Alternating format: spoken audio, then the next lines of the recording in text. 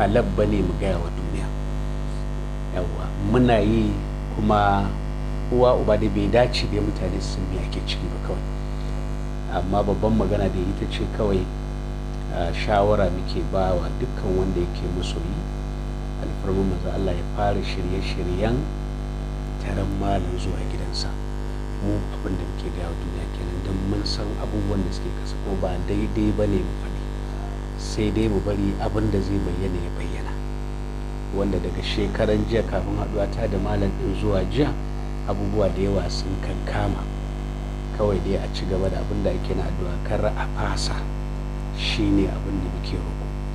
Amma magana ake yi ta lokaci yayi alfarman manzo Allah sallallahu na malam zai dawo ya ci gaba da abin da yake yi.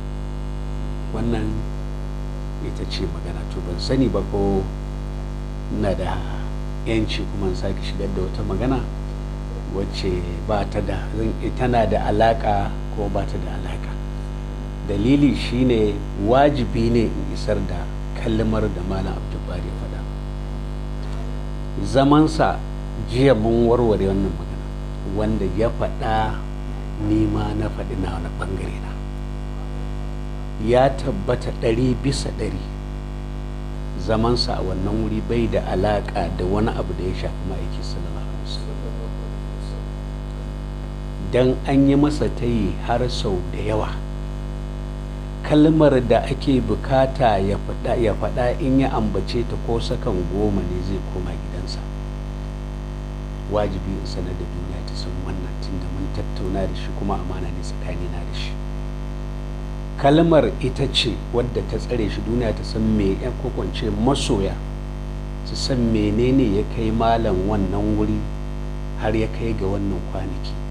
Rashin furta kalma kwaya ɗaya ko da ta sakan 10 ce, an masa tayi, an sake masa tayi, an sake masa tayi cewa ya furta wannan kalma, magana ta ƙare. Wace kalma ce? Ya ce ƙaribu ba shine ya kashe sayyidi Aliyu Hawwasu ba. In dai ya faɗi wannan kalma shi kenan zai kwana a gidansa. Wannan kalma ita ce ta tsare shi. Ya tabbata tsawon wannan lokaci gwamnati ta cire hannunta, ƙaribu shi yake ci gaba da wannan shari'a. Duk abubuwan da ake kashewa na kuɗi ƙaribu yake kashewa, kuma ya sa an wa malam Abduljabbar tayi. In dai ya faɗi wannan kalma zai kwana a gidansa.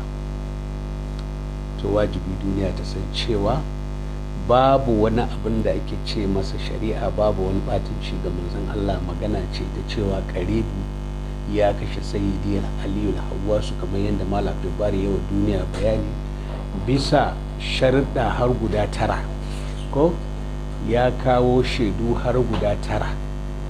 To ana buƙatar ya warware wannan magana ko da cikin kalma ɗaya ne.